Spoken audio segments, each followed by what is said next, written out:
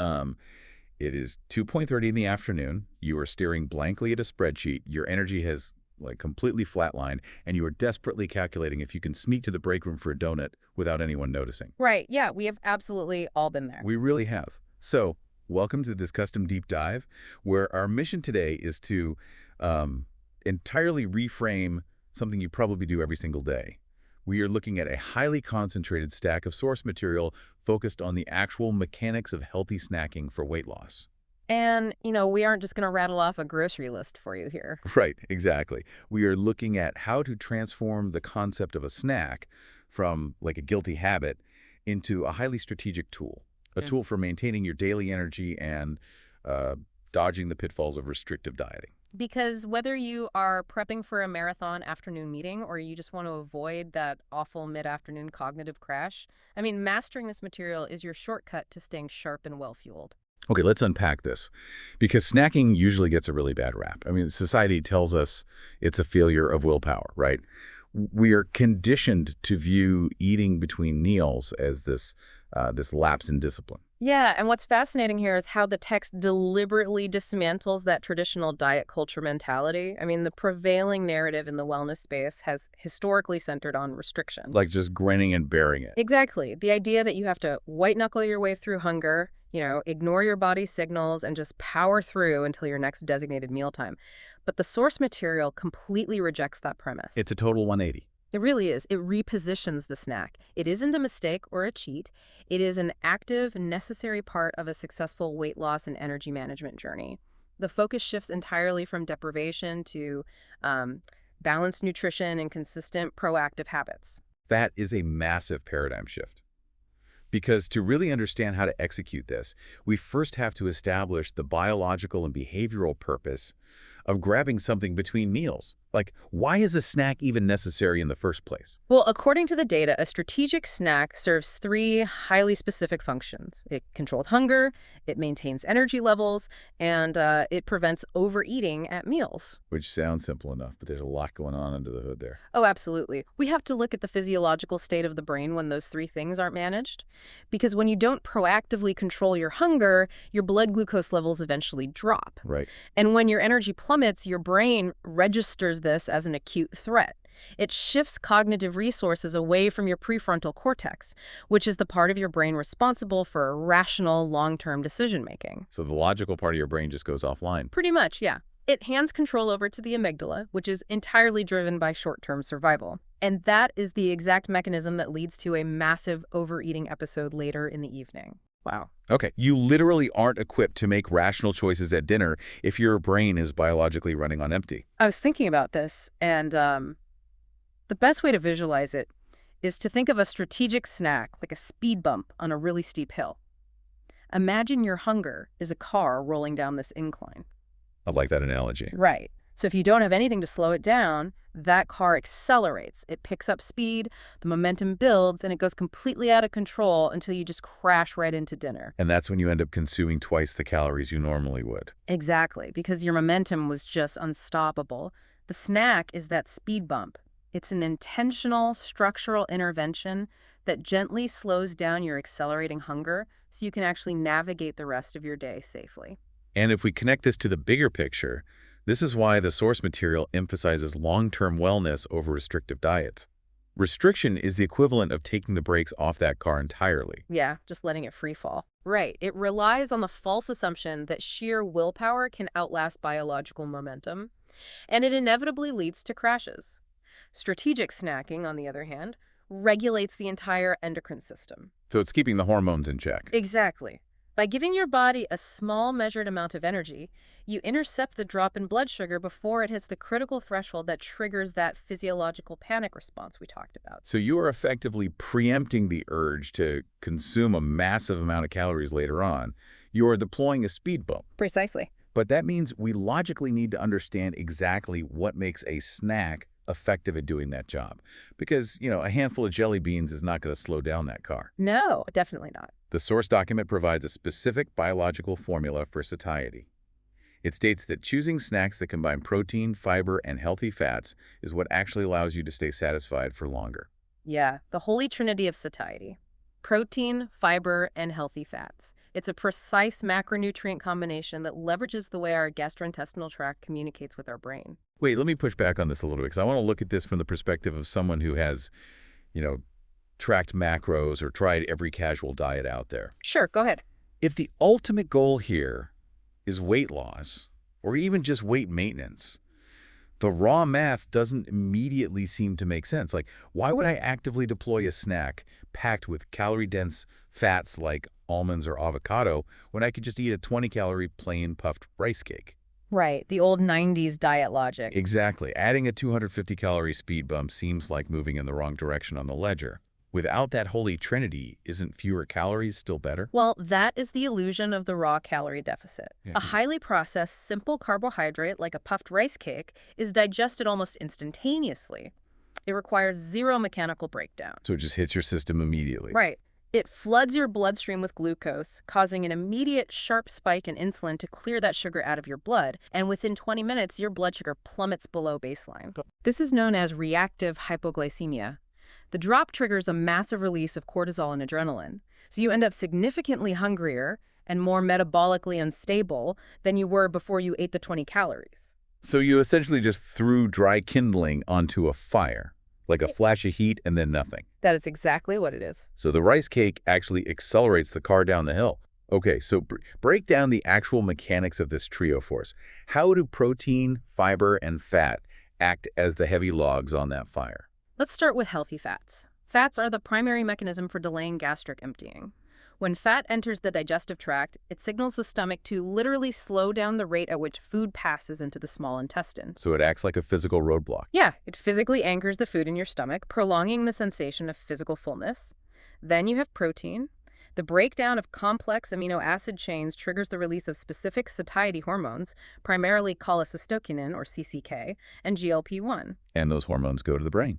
Exactly. They travel directly to the hypothalamus in the brain to signal that nutrient requirements have been met. Okay, so the fat slows down the physical machinery of digestion, and the protein sends the chemical signal to the brain that we are good to go.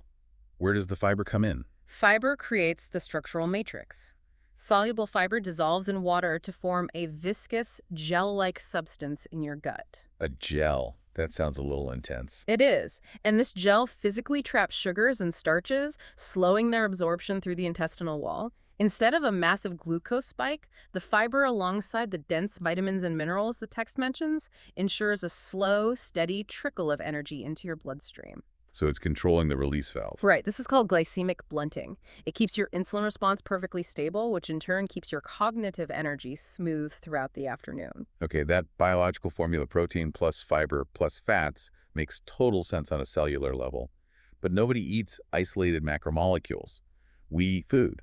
Which leads us to how to actually execute this in the middle of a busy Tuesday.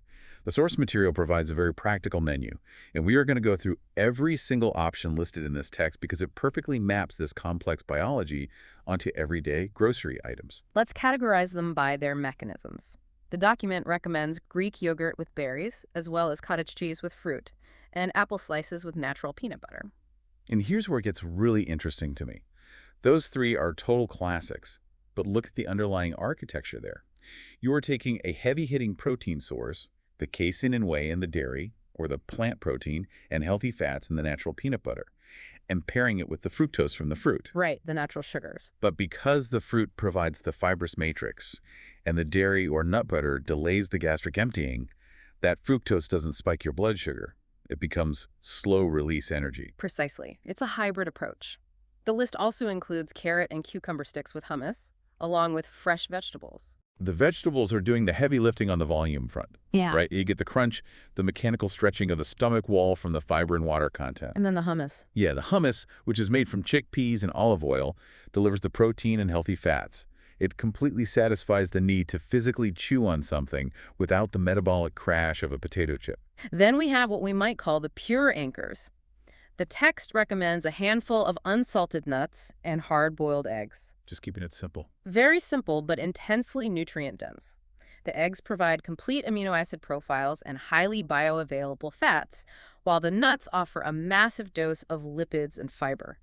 They are highly efficient at triggering that CCK release we discussed earlier. Yeah, a handful of unsalted nuts is basically the holy trinity perfectly engineered into a single bite. Yeah.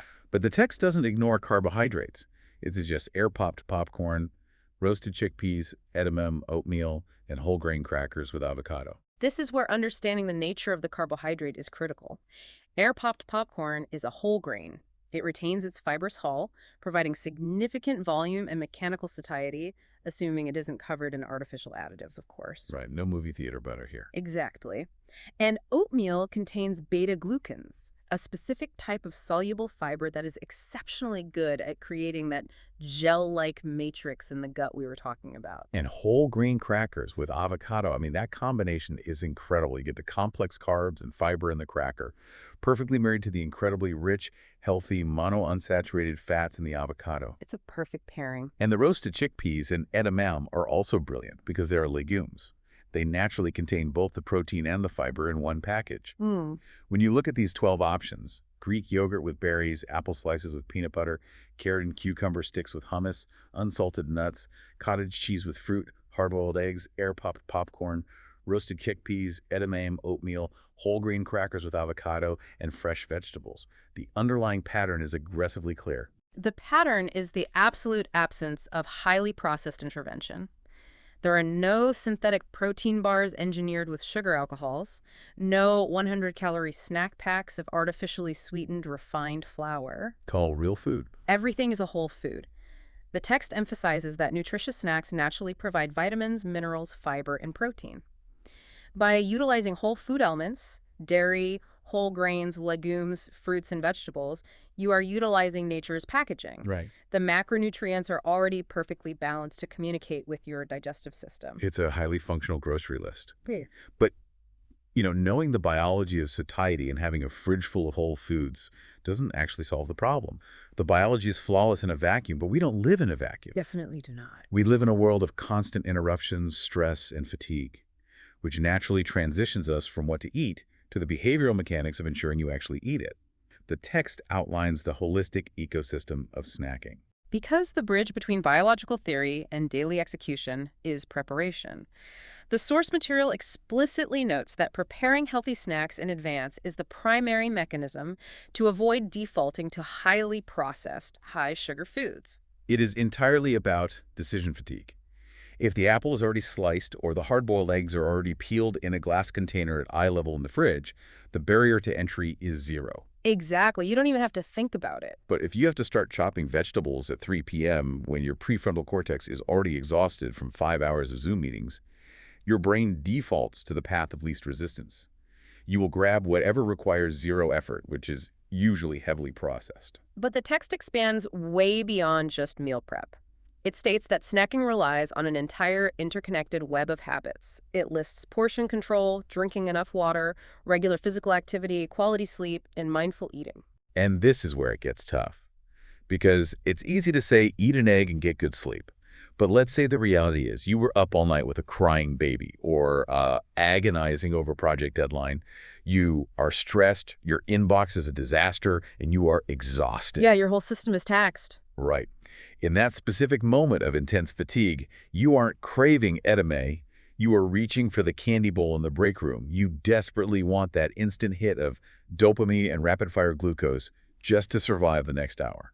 This raises an important question, though, about why group sleep and hydration in a text dedicated to food. It's because the endocrine system does not operate in isolated silos. When your ecosystem is compromised, your hunger signaling becomes deeply distorted. How so? Well, take sleep deprivation, for example. When you lack quality sleep, your body radically alters its hormone production. Ghrelin, the hormone that signals hunger, spikes aggressively. Simultaneously, leptin, the hormone that signals satiety, plummets. Wow, so you're biologically driven to feel ravenous. And that craving you mentioned, it's a direct biological response to the sleep deficit. Your brain is aggressively seeking out high-calorie, rapidly digestible foods because it is chemically desperate for an energy fix to stay awake. That makes so much sense. Furthermore, sleep deprivation activates the endocannabinoid system in the brain, heightening the sensory pleasure of sweet and salty foods. You are fighting a biochemical uphill battle. So it's not a willpower issue at all, it's chemistry. Exactly. And the same principle applies to hydration. The hypothalamus processes the signals for both thirst and hunger. Mild dehydration frequently masks itself as hunger. You might feel a craving for a snack, but your body is actually just experiencing a deficit in cellular fluid. Your wires get crossed. You think you need a speed bump, but your radiator is just dry. Exactly that. What the text is synthesizing is that healthy weight management is an interconnected reality.